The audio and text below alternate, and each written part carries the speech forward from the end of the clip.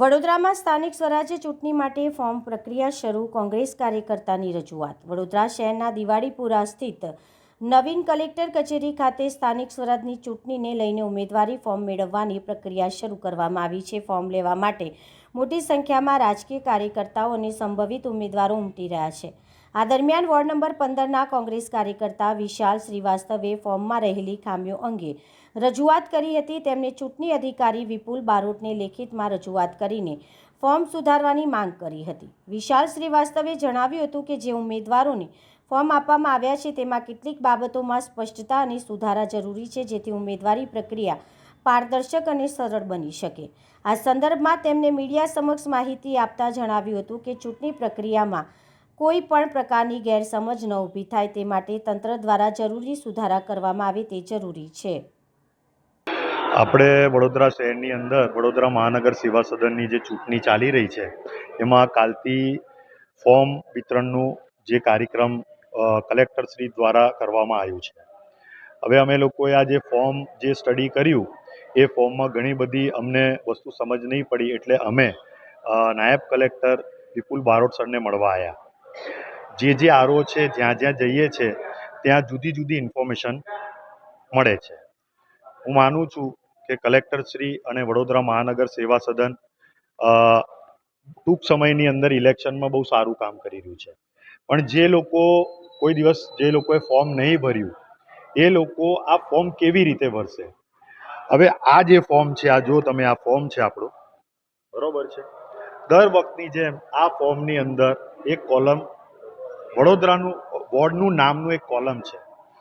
વડોદરા મહાનગર સેવા સદને 19 વોર્ડની અંદર 1 નંબર હોય 2 નંબર હોય એમ 19 વોર્ડની અંદર કોઈ બી નામ લખ્યા નથી. તો પછી આ ફોર્મની અંદર વોર્ડનું નામનું કોલમ લખવાની જરૂર શું છે? બીજી વાત એવી છે કે આ ફોર્મની અંદર એક સ્પષ્ટ લાઈન લખેલી છે કે લાગુ પડતું ન હોય તે છેકી નાખવું. બરોબર છે. એટલે કન્ફ્યુઝન એ છે કે અમુક આરઓએ જે ગાઈડલાઈન આપી છે એમાં એવું લખ્યું છે કે ડેશ ના મારતા લાગુ નથી પડતું એવું લખજો. બરોબર છે. હવે અમે વિપુલ સરને મળવા આવ્યા. વિપુલ સરે અમને સારું કોઓપરેટ કર્યું, અમને બધું બતાવ્યું કે ભાઈ ફોર્મ નંબર નમૂનો નંબર 23 જેની અંદર તમારે ક્રિમિનલ અને તમારી સ્થાવર જે મિલકત છે એનું જે ફોર્મ તમે ભરો 50 રૂપિયાના સ્ટેમ્પ ઉપર લઈને, તો એની અંદર તમે ડેશ ના નાખતા, ત્યાં ફરજિયાત તમને લાગુ પડતું નથી એવું લખવાનું છે. પણ જે આ મેઇન ફોર્મ છે એ ફોર્મની અંદર તમે ડેશ કરી શકો છો. બીજું કે આ જે ફોર્મ છે એની અંદર સૌથી પહેલી જ લાઈન, આ જો તમે આ જે સૌથી પહેલી લાઈન છે એમાં એવું લખ્યું છે ભાગ 1માં માન્ય રાજકીય પક્ષ ઊભા રાખે ઉમેદવાર ઉપયોગ કરાવો. હું dash Vadodara municipal corporation ward number dash વોર્ડનું નામ ડેશ માંથી ચૂંટણી માટે ઉમેદવાર તરીકે નામ નિર્દિષ્ટ કરું છું. હવે આ જે પહેલું કોલમની અંદર જે ખાલી જગ્યા મૂકી છે એમાં વડોદરા લખવાનું હતું, પણ આ લોકોએ ફોર્મની અંદર વડોદરા લખી જ દીધું છે. એટલે જ્યારે અમે વિપુલ સરને મળ્યા ને અમે કીધું કે સર આ તો વડોદરા તો તમે લખી જ દીધું છે, તો બોલે તમે ડેશ બી મારી શકો છો, તમે ફરીથી વડોદરા લખી શકો છો. એટલે એક બીજી ભૂલ છે. હવે આ ફોર્મની અંદર જે વસ્તુની નોંધ લખી છે કે ભાઈ તમે લાગુ પડતું ના હોય તે છેકી નાખવું.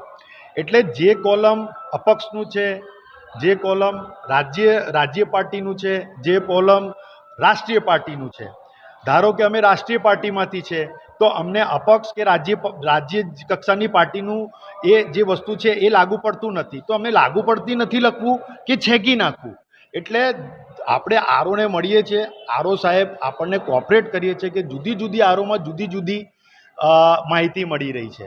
એટલે આ કોલમની અંદર સૌથી પહેલાં તો એવું કહેવા માંગુ છું કે હવે નેક્સ્ટ ચૂંટણી આવે તો વોર્ડનું નામ છે નહીં તો એ કોલમ પહેલાં તો તમે કાઢી નાખજો. બીજું કે પહેલાં જ કોલમની અંદર વડોદરા મ્યુનિસિપલ કોર્પોરેશન લખી દીધું છે તો એમાં ખાલી જગ્યા લખવાની જરૂર છે નહીં.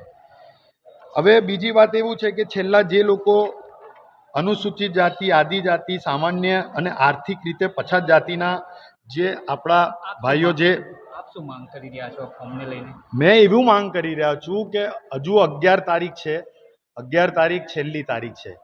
તો મારું એક એવી વિનંતી ને નિવેદન છે કે ભાઈ જેટલા 19 વોર્ડના આરો છે એક વિડીયો બનાવે અને જે નમૂનો 3 છે, ખાસ તો 3, જો 23 તો કોઈ બી એડવોકેટ ભરી દેશે.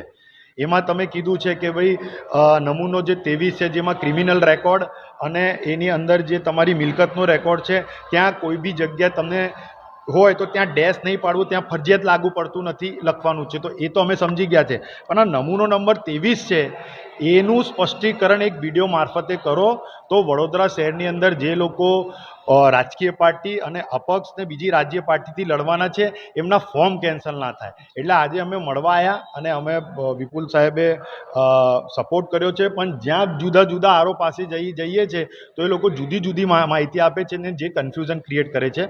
એટલે આજે અમે તમારા માધ્યમથી જે અમને ખબર પડી છે એ વડોદરા શહેરના ઉમેદવારો માટે અમે આ ઇન્ફોર્મેશન આપી છે.